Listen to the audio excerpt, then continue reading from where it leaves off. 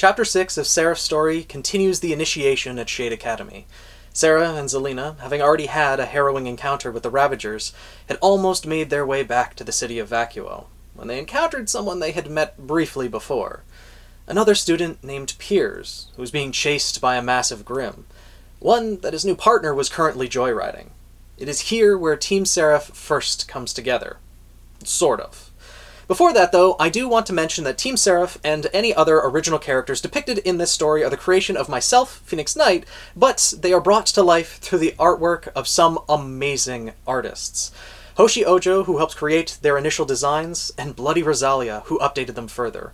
All of their links are in the description down below, and I highly encourage everyone to check out their other works. Now, if you are new to Team Seraph's story, this is Chapter 6, so I highly recommend you look through some of the earlier videos, which I will link up above, to give some added context.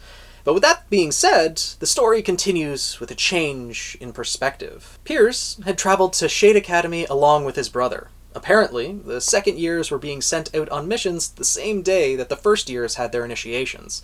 And while they traveled, his brother gave him an idea of what to expect the following day. Initially, Piers thought he'd have a chance to explore the school a bit, maybe try to find Leanne.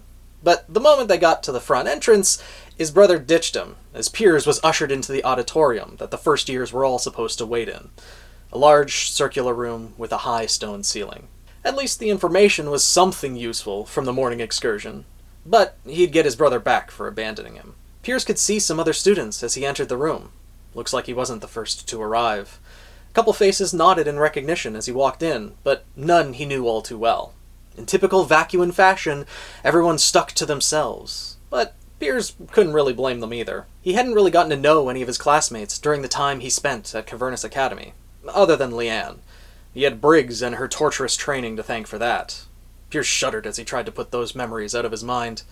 He was standing in Shade Academy. It was time to put Cavernous and Briggs behind him, so he could start his huntsman journey. And the first step to that would be forming a team. Thought that was similar among all the first years. The other early arrivals had positioned themselves along the walls, so they could size up the rest of their class, one by one as they walked in. Piers knew most of what to expect from the initiation, at least from what his brother had said about his own, which meant Piers also knew that nothing really mattered until tomorrow. The initiation was when he'd be partnered with someone, so unlike everyone else, Piers didn't really care to scout for people he probably wouldn't be partnered with anyways. Instead, he walked to the center of the room, lied down using his cloak as a pillow, and promptly fell asleep. "Students!" Piers was startled awake when one of the professors came in to make an announcement. In his daze, he didn't really pay attention to what she said, but figuring it was all things he knew already, he instead turned his attention to the food that was being brought in for them. He hadn't eaten since the morning, and although it wasn't anything fancy, it was just what he needed. After the professor left, a few other students rushed in to grab their provisions, while others watched from the perimeter of the room, still judging their adversaries. This must be everyone, Piers thought, as his eyes drifted around the room. Many more colorful characters now lined the walls than when he had first arrived.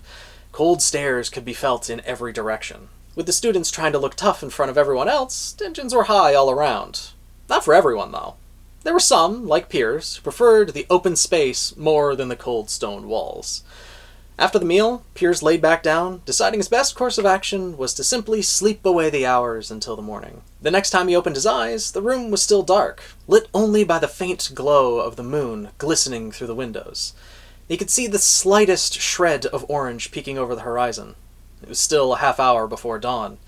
He wanted to wait until there was more light, but nature was calling and he needed to find the bathroom. However, there was a problem. He didn't exactly know where it was. Looking back, he realized that he should have paid attention to what the professor was saying, but there was no time for regrets.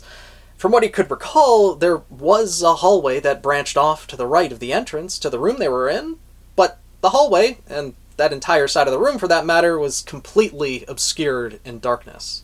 He slowly began to work his way towards the right wall, hoping for his eyes to adjust before he inadvertently stepped on one of the other students. Just as he was starting to make out the shadows lining the walls, an orange glow pierced the darkness, stopping him in his tracks. One of his classmates was awake and glaring at him. They probably thought he was trying to steal from them or something. His thoughts were clouded from just waking up, so his mind stumbled over itself, trying to think of the right words to clear up the situation. And then something else caught his attention. Through the darkness, just below where the orange eyes were staring, Piers watched as another pair of eyes with an eerie purple glow opened. As they looked up to meet his gaze, the moment he made eye contact, a chill was sent screaming down his spine. Before he could think, he let out a small gasp and turned to escape towards the hallway. His eyes had adjusted, but in his panic, he didn't notice the shadow on the ground in front of him, and tripped over a sleeping student. Recovering quickly, Piers darted down the hallway, and thankfully found the bathroom. It was probably dark enough where no one could tell who it was, Piers thought as he caught his breath. So, hopefully, I won't have to explain this later. But geez, some people really need to learn to take it easy. As he left the bathroom, he heard a booming voice echo throughout the auditorium, announcing that all the first years should head to the terrace above the school. A perfect chance for Piers to slip into the crowd so no one could identify that it was him who caused the commotion. By the time everyone had gathered on the terrace, the sun had risen. Piers could see the professor that had talked to them yesterday, standing next to a tall man wearing a bluish-gray cape. The headmaster of the academy, Professor Theodore. As they announced what the initiation would be, Piers scanned the crowd to make sure no one was eyeing him suspiciously. This time, though, he listened closely to what the professors had to say. Most of it he did already know, but the first person you make eye contact with will become your partner for the next 4 years. That was something his brother didn't mention. So, you could choose to not partner with someone by just not making eye contact with them? Piers thought. Would it count as eye contact if he couldn't see due to his semblance? Piers wondered. Probably. Not that it really mattered for what he had planned to do for the initiation. Then airships arrived, and the entire class started pushing towards them. It didn't really matter which one he got on, so Piers just went with the flow of the crowd. It was all going smoothly until a shadow passed by overhead. He looked up in time to see the foot that was about to be squarely planted in his face. Taking the last couple steps onto the airship, he could see the blur of a person hopping around on top of people's heads. His eyes were watering from having his nose stepped on, but it looked like the person had wings? Rubbing his eyes cleared his vision, but as he looked up, the last few people had boarded, and the doors to the airship were closing. He thought about trying to find the person who had just stepped on his face, but they could have just gotten on a different ship. And he also thought it best not to ask too many questions, because then others might start asking questions about the guy tripping over people in the dark. Piers shook it off, and strapped in for the ride out into the desert. He didn't really remember his last experience on an airship, not that he really wanted to, so he treated it as a new experience. Although most vacuans weren't fond of Atlas tech, Piers knew how valuable it was to have those resources from growing up around the boats that his tribe relied on for survival. Before long, he felt a rush of air from behind him. A hatch had opened up from the bottom of the ship. It was time for the trial to begin. Many students began diving through the opening, one after another, while others peered over the side, questioning how exactly they wanted to jump.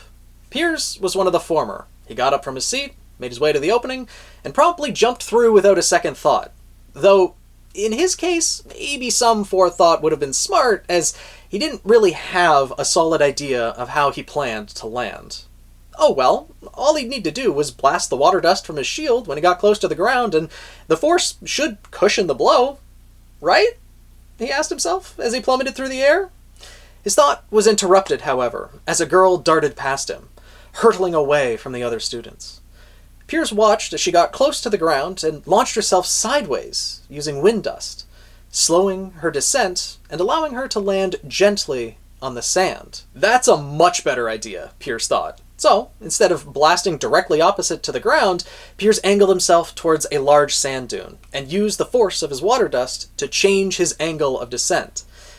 Piers soon found out, however, that water dust was far less effective than wind dust for this particular task.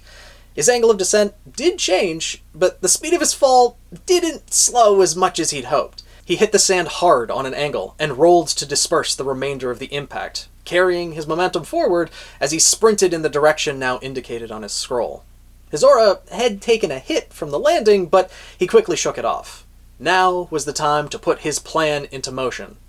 Piers had figured that if he got far enough ahead from the other students, then the only people left unpaired would be the ones who were strong enough to fight on their own. That was it. His entire strategy for finding a reliable partner was just to be the first out of the landing area. Plus, it'd also mean that he'd probably finish quicker, and maybe be able to see Leanne before she had to leave on her mission. After a few minutes of running, though, he was already a fair distance away from where he and the other students were dropped off, but the city of Vacuo was still nowhere in sight. Slowing his speed to a walk, he put up his hood, preparing for the long trek back to Vacuo. So much for making it back quickly, Piers thought.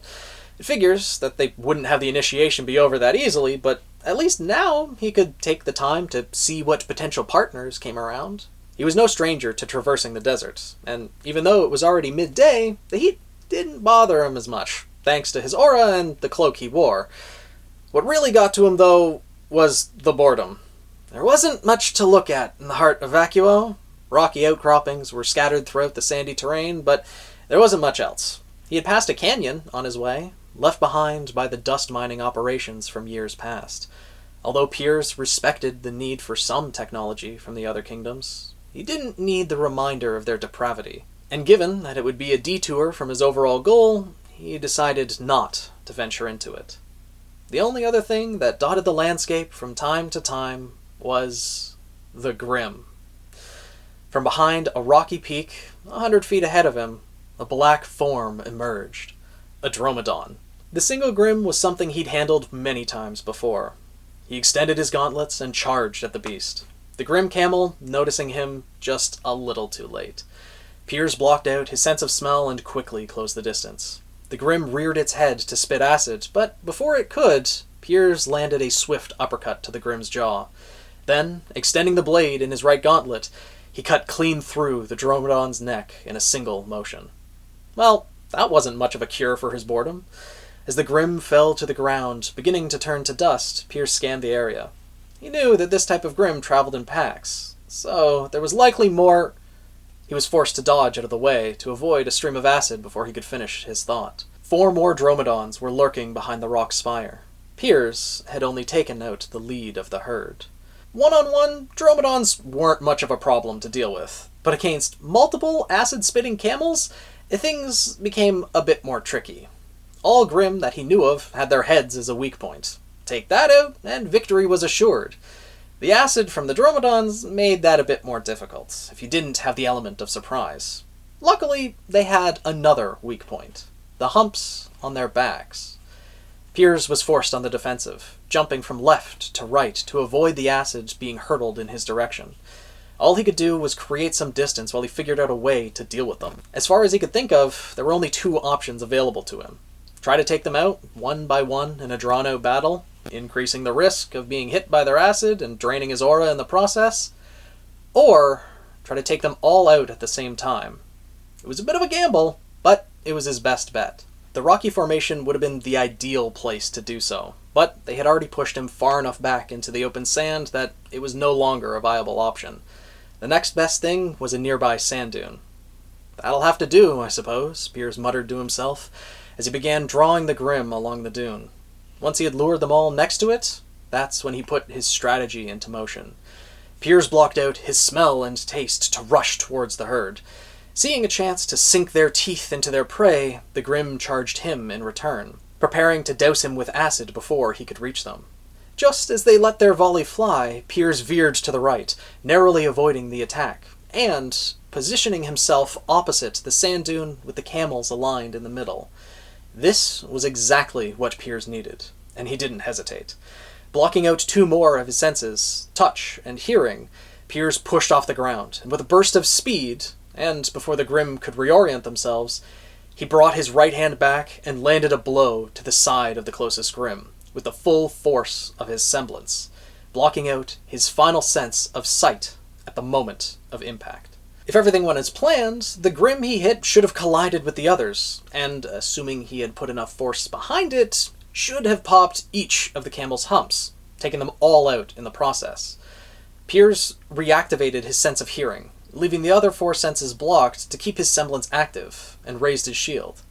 If any of the Grimm survived, he would need to act quickly, so he could take them out before they covered him in spit, and he couldn't afford to wait for his eyes to adjust to the light. So for now, he listened. The sound of swirling sand was the first thing he heard. The force of his attack must have kicked up some of the dune into the air. He waited for anything that sounded like a Grimm. A grunt, a shriek. Hopefully not the gurgling sound of a camel about to spit acid on him. And then he heard it. The familiar crunch of sand underfoot, coming from behind him? The Grimm were all in front of him. Did he miss one? He didn't have time to think about it. Turning on his heel, Piers leapt in the direction of the sound, and struck hard.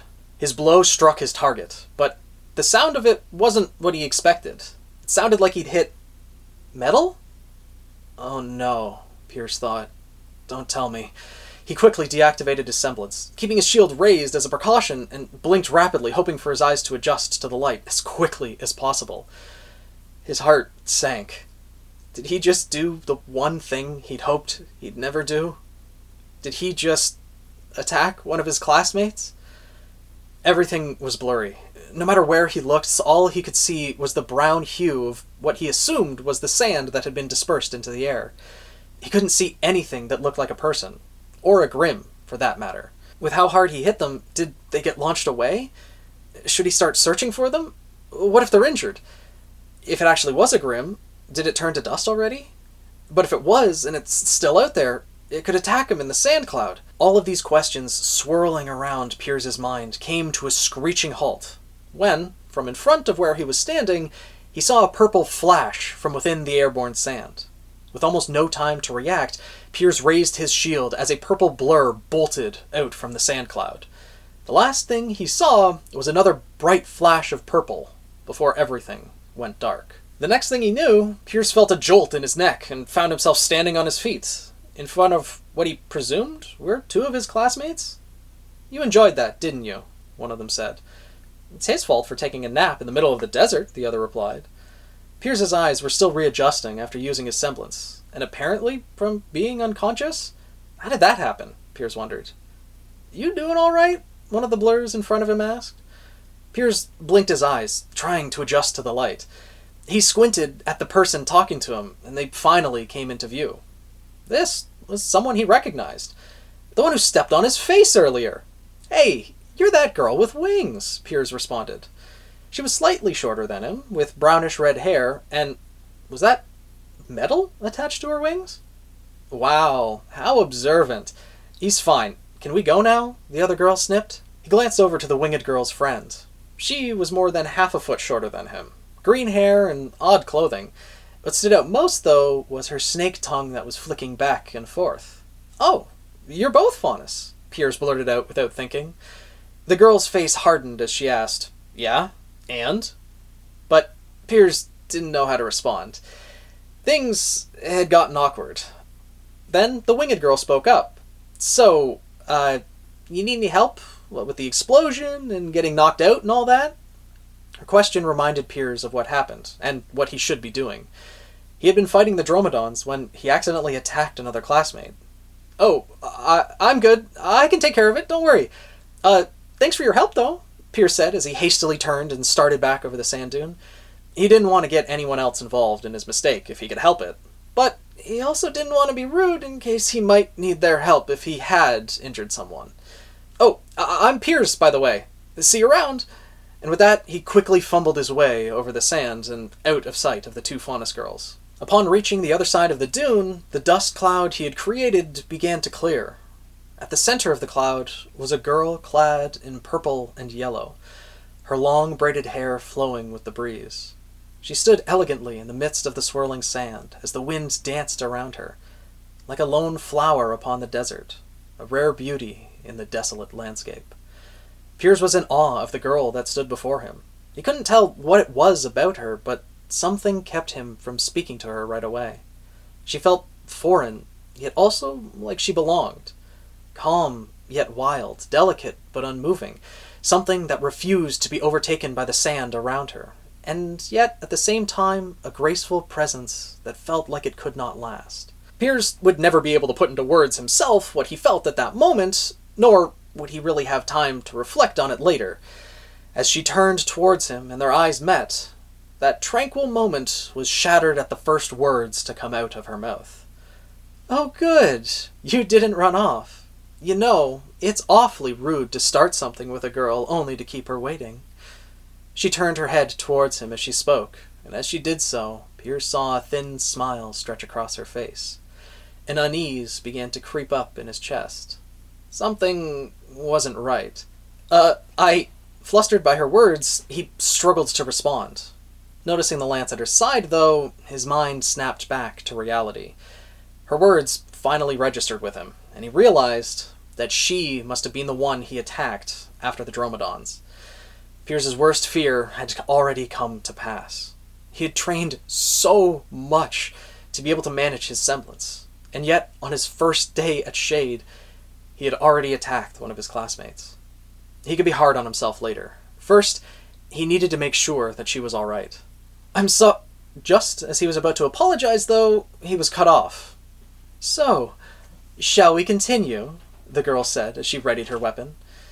Piers put his hands out in front of him to try and signal her to stop. "Whoa, what do you—" But before he could finish, the girl lunged forward, almost too fast for Piers to react. A sense of déjà vu rushed over him.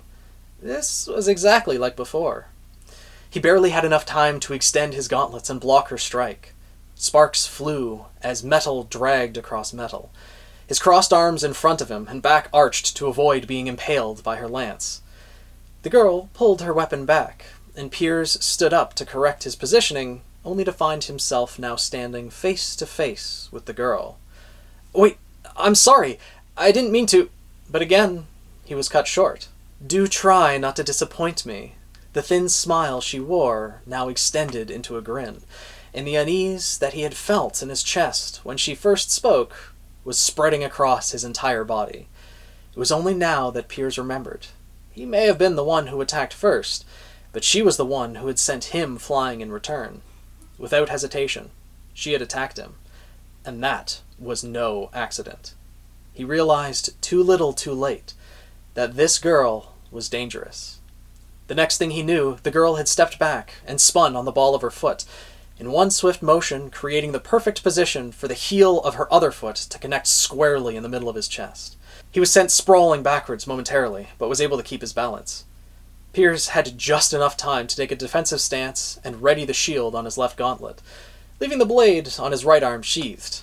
Even though he didn't want to fight, it was clear that Piers needed to defend himself, at least until he had the chance to talk things out. The girl lunged forward again, and this time Piers was ready for it. He angled his shield slightly and parried her lance just as they came in contact with one another. He had hoped that by pushing her weapon away, it might throw her off balance, but no luck. Unlike her previous attack, she quickly pulled her lance back to strike again. Wearing her down didn't seem like a viable option. He would run out of aura before she did, so Piers knew that he needed to find a different way to stop the fight and clear things up. He was doing his best to disrupt her footing, but she wasn't overextending. There were no openings for him to take advantage of, as long as he stayed on the defensive. And, to top it all off, he was getting pushed back. It was only a matter of time until her flurry of attacks broke through, so he'd have to make an opening of his own. Piers waited for her next lunge, and just as it was about to connect, he parried her lance to the right side of his body, and grabbed it with his gauntlet. He swiftly collapsed his shield and clasped the lance with both hands, activating his semblance so she couldn't pull it free. "Now that's more what I was looking for," the girl exclaimed, the grin on her face stretching further. "Look, we're partners now, right? We should be fighting the Grim, not each other." Piers tried to reason with her, but to no avail. "Oh, but it's so much more fun to do both!" The glee in her voice made it clear to Piers that she wasn't going to stop. His best bet would be to get her weapon away from her, and if any Grim showed up, he would just have to protect her while she was unarmed.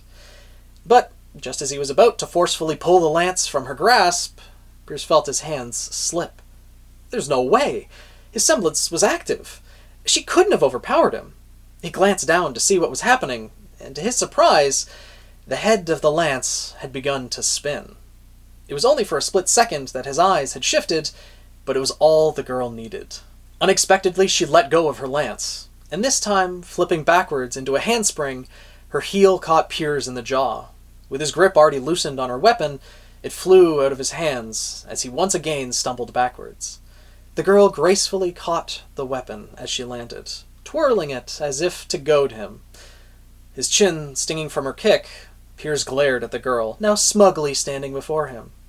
The elegant visage that he had imagined upon first seeing her was now nothing more than a falsehood. She stood there, waiting, grinning from ear to ear, proud of what she had accomplished. "Finally ready to fight?" she asked, the condescension clear in her voice. Piers had had enough. Talking was out of the question now. He brought up his gauntlets and took a step towards his foe. With everything he'd been through so far, and having already used his semblance a few times, although sparingly, Piers's aura was depleted to almost half.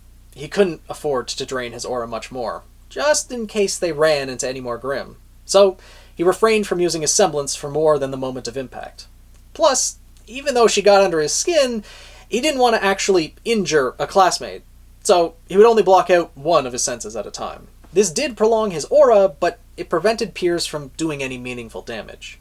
Against any larger opponent, such as a Grimm, Piers was confident he could win in a contest of strength. This girl, however, was agile and dexterous, the worst kind of opponent for him to face. Now that he was focused on offense, it did force the girl to defend as well as attack, but it was much less of an issue for her than it was for Piers. His strikes could only land glancing blows, but while doing so, he made sure not to give her any space. He knew from facing his brother that she needed at least some distance to strike at him with her lance. So, even though she was able to land more blows than he was, she didn't have the force behind them to deal any meaningful damage. They went on like this for some time, until it was the girl who leapt back to create some distance. "What's wrong? I thought you were going to get serious. Where's that power from when you hit me earlier?" the girl taunted. "Oh, so now you're willing to talk?" Piers let out an exasperated sigh. His anger towards her had diminished by this point, and now most of what he felt was just annoyance. "I'm not going to fight all out against a classmate. We're on the same side." "Well, if that's the case, then I suppose I'll just have to put you in a position where you won't be able to hold back anymore." "Look, I don't know what your problem is, but if I don't hold back, one of us is likely to get injured, all right?" "One of us, huh? Double-edged semblance, is it?" "Well, I guess it can't be helped for now. But one day, I'll have you fight me without holding back," she chided. Ugh, this girl is such a pain, Piers thought to himself. What did he do to get partnered with someone like her? "Oh, do you want to play too?" His thought was interrupted when the girl spoke again. What was she going on about now? Is this girl actually just crazy? Whatever. She's not going to throw me off guard this time, Piers told himself. All of a sudden, the girl rushed forwards towards him, but Piers had anticipated it. He moved to counter the moment he saw her advance. The girl drew her weapon back for another lunge, while Piers prepared to block with his right arm and counter with his left. Piers ducked to the left. Her lance grazed by his gauntlet. This was his chance for payback. Piers clenched his fist and struck with his full weight behind it. Not activating his semblance, though. He wanted to get her back, not actually hurt her. It was a left hook he anticipated to connect with her torso. And yet, what he actually hit was nothing? He missed? Before he could understand what happened, the loud clang of metal on bone rang out. He spun around to see the girl standing just behind him, her weapon locked in the jaws of a massive Grimm. With its head protruding from the desert sand, it looked as though it was the girl's target all along. The Grimm must have tried to attack him from behind, and she intercepted it. So, she protected me? Piers wondered. He would have to sort out his confusion later, as two more heads rose out of the sand. Lifting high into the sky, 3 heads emerged, attached to long necks and a giant body. The red spots that adorned its frame glowed as it stepped forth from its slumber. As it climbed out of its hole, standing on legs covered in bony spikes, the monster towered over him. A giraffe had been lurking under the desert. The monster lifted its central head into the air, and the girl along with it, threatening to drop her into one of its other mouths, or gore her with the horns on each of its heads. As she was raised into the air, the girl looked back at Piers. "You did say you'd rather fight Grim," she cackled. As she reached the height of the arc, she braced her foot against the Grim's snout and spun her weapon, much like she had done to Piers moments earlier. Using the momentum of the Grim lifting her up, and the spinning of her lance, she wrenched herself free from its grasp, breaking off one of the Grim's teeth in the process. The one head screeched as the other two tried to grab her. The girl twisted her body, narrowly sliding between the jaws of the other heads of the Grim, landing gracefully on the monster's back. Now that she had the full attention of the monster, Piers stood there dumbfounded, as this girl was fully prepared to take on a Zeraf alone. She was now fighting with all three of its heads while standing on its back. She was skilled, but this wasn't something she could handle on her own. Even if she miraculously started working together with him, Piers didn't think they could defeat it together. His best bet would be to try to find help, but that would mean leaving this girl who supposedly just saved him from being eaten. Piers's mind flashed to all of the people who had helped him throughout his life. His parents, his brother, Leanne, and Briggs. As much as he knew this was a fight the two of them couldn't win, he also knew that if he left this girl, as crazy as she was, to fight alone, it would go against everything they had taught him. After a deep breath, he steeled his resolve, readied his gauntlets, and struck one of the front legs, blocking out his sense of touch, smell, and taste at the moment of impact. A loud crack erupted as his gauntlet collided with the bone plating of the Grim's foreleg. The impact rippled through the air and staggered the beast, dropping it to its knee. If he could do this much with one strike, then maybe there's a chance, Piers thought, hope creeping into his mind. He could bring it down while she keeps it distracted, and then they could just take it out together. No sooner had the thought crossed his mind than it was replaced with the exact opposite, as the Grim stood once again. His attack had barely made a dent. The bone plating he'd punched was cracked, but only slightly. And now he had the full attention of the two outermost heads of the Zeraf.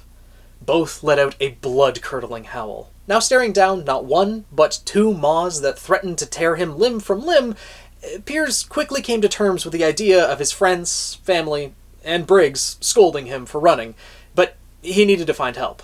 "No thanks!" Piers yelled as the beast began to move towards him. He turned on his heels and ran as fast as his legs would take him, blocking his senses of taste, smell, and hearing to boost him as much as he could without disrupting his footing. It didn't matter if he couldn't hear it. He could feel that the Grim was right behind him, its jaws clamping at his backside, threatening to swallow him whole, and its bone-spiked legs threatening to trample him if he dared slow down for even a second.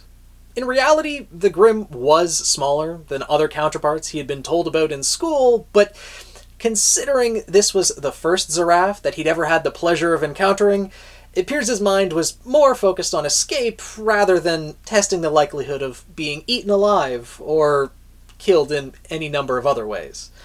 "Legs, please don't fail me now," Piers thought as he picked up speed. He needed to do something, and fast. His aura wouldn't outlast the Grim, and the sand wasn't the best environment for an endurance competition against a 3-story tall monster trying to eat him. Just as his lungs felt like they were about to explode, something in his peripheral vision caught his attention. 2 dots that seemed to be headed towards the city of Vacuo as well had come into view on the horizon. They must be other students, Piers thought, and without thinking of it further, he took a sharp right and bolted directly towards them, narrowly avoiding the jaws of the Zeraf as he did so. As he got closer, and their shapes came into view, he began to see something protruding from one of their backs. "It's the girl with wings!" Again, Piers thought. She seemed nice, so surely she'd understand his plight and help him, right?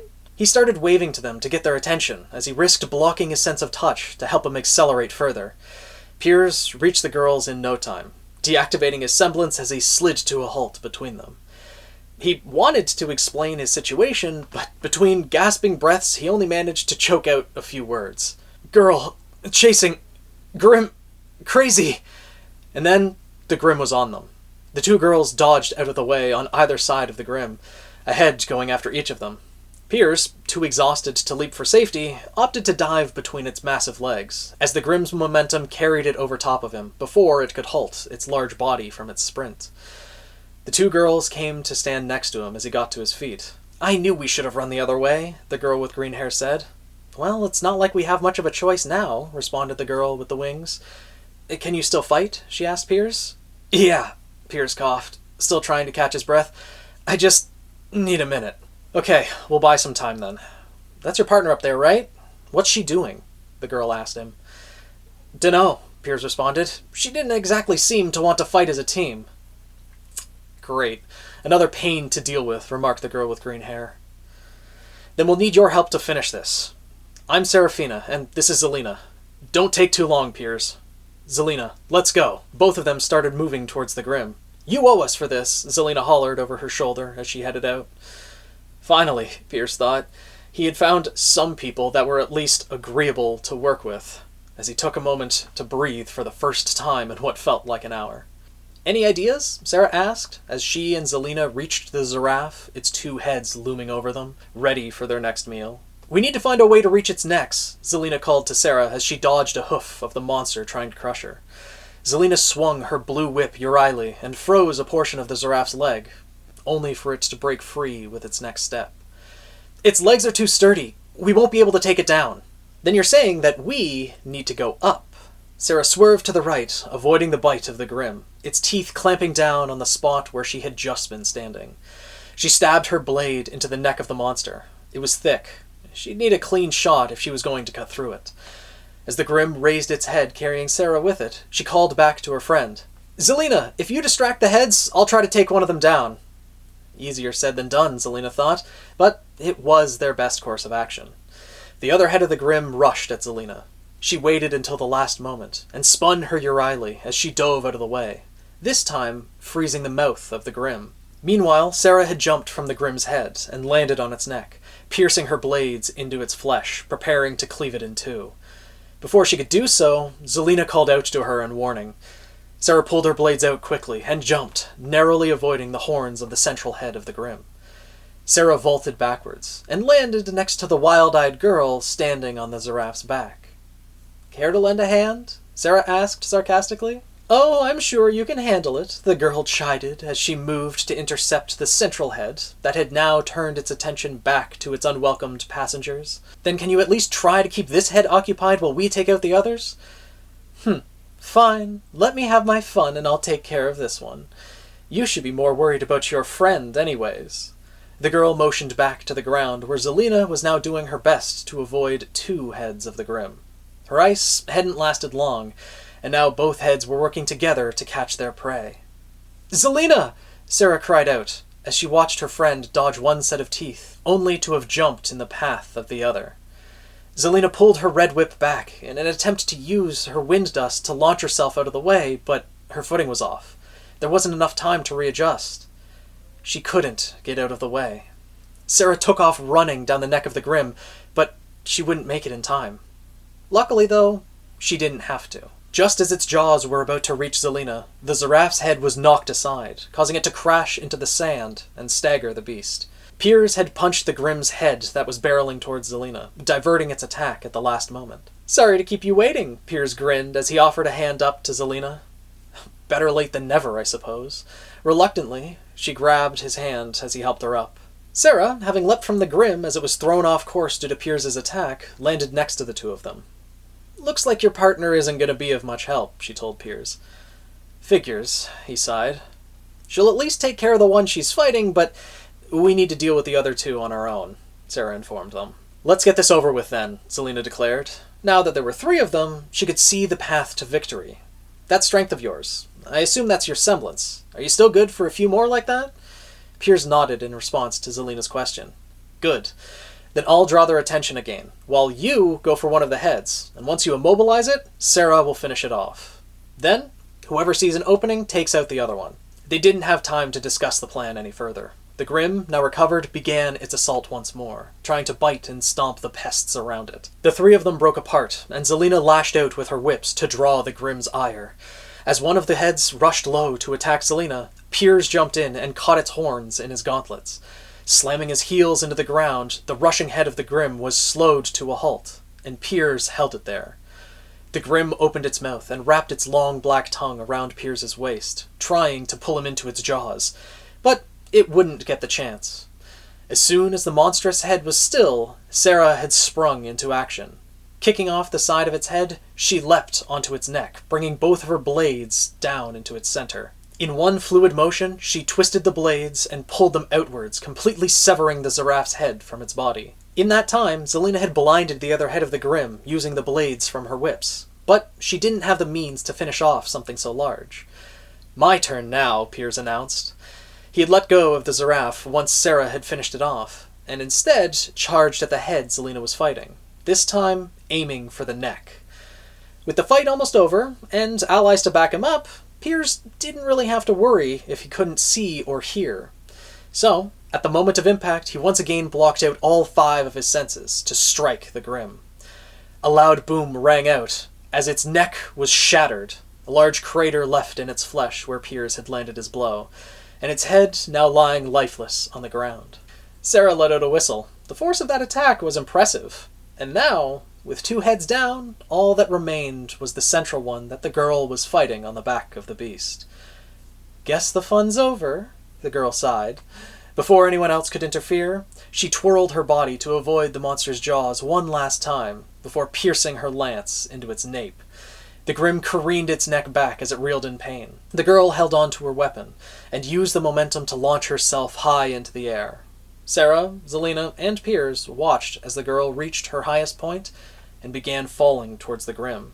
The Zeraph, in turn, was waiting for her, mouth agape, with its teeth ready to clamp down the moment she was in range. Even though the scene unfolding in front of them seemed dire, none of those who were watching on the ground made a single move to help. Not because they wanted to see her get hurt, but more due to the gleeful expression that was on her face. No one could believe that she was in any danger at all. They could only stare as she fell towards the mouth of the beast. And then, in an instant, it was over. There was a flash of purple light, and the Grim's head fell to the ground, its body collapsing as it began to turn to dust. Through the fog created by the disintegrating Zeraph, a figure walked out as if on a morning stroll. The girl had finished off the Grim by her lonesome, and made it look easy. Both Sera and Zelena couldn't help but be a bit impressed by what they saw. However, the girl didn't pay her admirers any mind, and instead chose to stride right past them to address Piers. "Now, with that interruption out of the way, let's continue where we left off," she said. Sera and Zelena shared an inquisitive look with one another. Left off, they thought? Piers, his animosity towards this girl now completely gone, and his aura almost running on empty, just wanted to get back to the school. "Ugh, not again," Piers said, exasperated. He'd barely had a chance to catch his breath, and this psycho wanted to keep fighting? He needed a break, and to get that, his best bet right now was to just run. Before she could ready herself, Piers took off in the opposite direction, towards the city of Vacuo. He called back to Sera and Zelena. "Thanks for your help. I hate to run, but this problem won't go away till we're back in the city." At least, he hoped she would leave him alone at that point, Piers thought. "See you back at Shade!" And with that, Piers had taken off with the strange girl in close pursuit. "Well, that was interesting," Sera said, a bit puzzled by the events that had just transpired. "That's one word for it," Zelena groaned. Something told her that this was only the beginning of their troubles, but at least their initiation had come to a close. Seraphina Vermillion, Zelena Ray, Piers Thala, Hesper Arachne. You 4 overcame your trials and arrived at the goal together. You will henceforth be known as Team Seraph, led by Seraphina Vermillion. As Professor Rumpel announced their team, Zelena couldn't help but turn to her friend, absolutely beaming. There was no one else she'd rather have as her leader. After the team announcements, they were sent to wait with the other teams in the auditorium for their room assignments. Sera, Piers, and Zelena headed to the waiting area, while their last member, Hesper, walked off without saying a word to any of them. Sera turned to say something, but she had already disappeared into the crowd. "Thanks again for your help with the Zeraph," Piers said, breaking the ice. "Not like you gave us much of a choice," Zelena retorted. "Yeah, sorry about that. I didn't really know what else to do given the situation." "You mean with your partner joyriding on a massive Grim?" Yeah, I don't really know what that was about either. Sarah turned her attention back to the rest of her team. Well, it worked out all right, I think. I'll say, Piers responded. The way you took out the head of the Grim was impressive, Seraphina. And Zelena, your direction was what helped us win in the end. You guys work well together, Piers exclaimed, praising his new teammates. Sarah smiled at her now official partner. Well, we have been training together for the past 4 years, so it's to be expected. Ah, okay. Makes sense if you two went to school together. I went to Cavernus Academy. How about you? HoshiOujo, Sarah replied. Oh, really? That's where my brother went to study as well. I wonder if you ever crossed paths. He should be around here somewhere, but he also might have already left for his mission. I'll introduce you to him the next time I see him. Your brother, huh? Zelena responded. Sarah could tell that she wasn't impressed for some reason, but didn't know why until... Hey, little bro, you made it through the initiation! A familiar voice was heard as a dark-skinned man with slicked-back hair put his arm around Piers. Niall! Sarah exclaimed, happy to see her old friend. Meanwhile, Zelena... Ugh, I knew it, she said, her head in her hands. It's good to see you, Sarah. And you too, Zelena. Even if the feeling isn't mutual, Niall teased. You're right, it isn't, Zelena snipped back. Though, I suppose it's not all bad. If you can make it in shade, then I guess we shouldn't have anything to worry about. Well, oh, careful. Overconfidence like that could lead to trouble. Can someone fill me in here? You all know each other? Piers cut in. Yeah, we met at HoshiOujo when I was in second year. Come on, I told you about them before. Did you forget? Niall explained. Oh, wait a minute. Sarah. Up until now, Piers had only known the girl in front of him by the name Seraphina, whereas his brother had always called her Sarah whenever he talked about her, and he finally pieced it together. Niall had also conveniently left out the fact that the Sarah he knew had wings. So you're the Sarah that put my brother in his place, aren't you? Piers exclaimed. Niall jabbed him in the side. You don't have to sound so happy about that. Piers pushed Niall away and saluted his new leader. I will happily follow anyone able to knock my brother down a peg. I am at your service. Niall jumped back, putting Piers in a headlock. You really need to learn to show your elders some respect. Sarah laughed as the brothers fought. Those two really get along, don't they? And then, remembering how Zelena reacted when Niall showed up, Hey, how did you know that Niall and Piers were brothers? Sarah asked. Just look at them, Zelena responded. Same color hair, same eyes. The brothers paused and looked up at her. Same dumb look on their faces, Zelena chided. Hey, Piers said. Still as prickly as ever, I see, Niall chuckled, releasing his brother. Well, I can't keep my team waiting for much longer, so we'll have to catch up when I get back from my mission in a couple days. I'll introduce you to them when I get back, he said as he turned to head out. It really is good to see you again. His gaze lingered on Sarah for a moment before walking off. They watched as Niall reached the entrance to the auditorium where 3 other people were waiting for him. Is that his team? Sarah asked, barely able to see them through the crowded hall. Yep, that is Team Nebula. Piers waved to them as they headed out. One of the members noticed him and sheepishly waved back before quickly leaving with the rest of the team. Friend of yours? Zelena inquired. Yeah, one of my closest. Piers smiled softly as he spoke. Although they didn't get the chance to talk, he was glad to get the opportunity to see her before she left. The moment was not meant to last, however, as they weren't the only ones watching Team Nebula leave. So, your brother's a second year, Hesper said as she walked over. I knew I made the correct choice with you, Piers. They'll make for much better training partners than the rabble around here, gesturing to the crowd of first years around them. You're awfully full of yourself, aren't you? Zelena was the first to address their arrogant teammate. Hesper, who stood almost a foot taller than Zelena, crouched down to look her in the eye. Oh, not at all. It's just a simple fact that the least structured of the kingdoms would have the weakest huntsman, the condescension oozing from every word.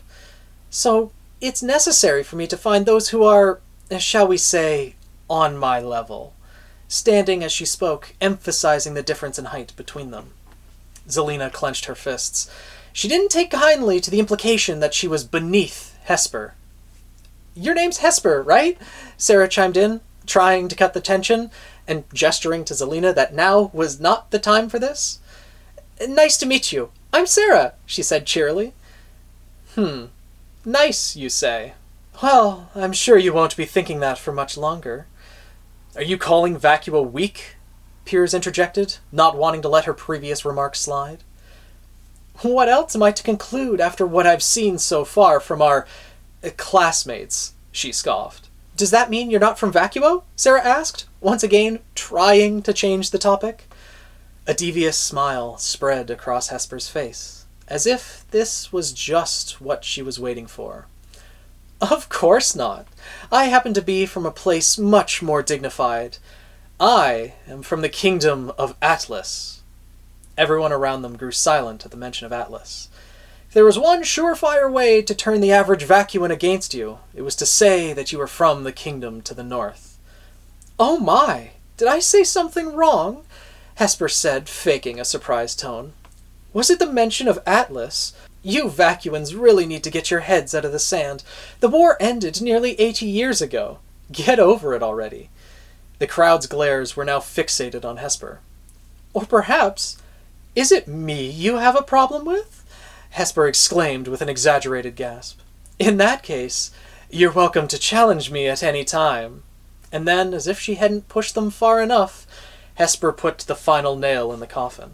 Not that I expect much of a challenge from any of you, she sneered. A number of people turned towards them. The tension in the air had turned to animosity. That's enough, Hesper. This has gone too far, Sarah said sternly, her cheery demeanor from earlier now gone. What's this? Your first day as a leader and already barking orders? In fact, you did the same thing during the initiation. Tell me, Birdie, why should I listen to someone careless enough to lose her own wings? Those who were moving towards them stopped in place to look at Sarah. Judging by that scar on your back, you can't fly, can you? Otherwise, you would have done so in fighting the giraffe. Hesper shook her head. To get such a spectacular gift as flight, only to throw it away. Sarah stayed quiet at her remarks. Oh my, did I hit a nerve? Hesper's taunts had done their job, turning everyone against her. Careful now, little one, or I might start to think that you're looking for a fight. Her comment was directed at the person whose glare threatened to bore a hole through her skull. Zelena. I'll wipe that smug look off your face and have you take back what you said. Furious from the insults directed at both her, and especially Sarah, Zelena was indeed ready to fight her here and now. But if it's a fight you want, then fine, I'll take you on, Sarah said, stepping between them. Sarah, I don't need you to protect me, Zelena remarked. Trust me, I know how capable you are, Zelena, but this is something I have to do if I'm going to lead this team. Although not as openly hostile as Zelena, Sarah too was angry. This girl had insulted not only her, but everyone here. If she didn't do something, Sarah knew that it would only get worse. Excellent! Let's see what you can do, little bird, Hesper smirked. When the team announcements were finished, Hesper had gone off to talk to one of the professors, inquiring about the stipulations for students fighting each other, and was pleased to learn that it was completely acceptable to do so, so long as they didn't permanently injure one another. She had set this up from the beginning, and now, thanks to Hesper, Sarah and Zelena's entry into Shade Academy had been thrown into turmoil, with Sarah set to fight her own teammate the following day. But that will have to wait for the next chapter. Let me know what you all think of Team Seraph down in the comments below, now that each of the members are finally revealed. What did you think about Hesper? Was she what you expected? I look forward to hearing your thoughts, and if you want to keep up with Seraph's story, make sure to subscribe and join the Guild of the Eternal Flame. If you want to chat about anything in this chapter with me live, well, I also stream every Tuesday, Thursday, and Saturday, so feel free to pop by there. And with that being said, I'll see you guys in the next video.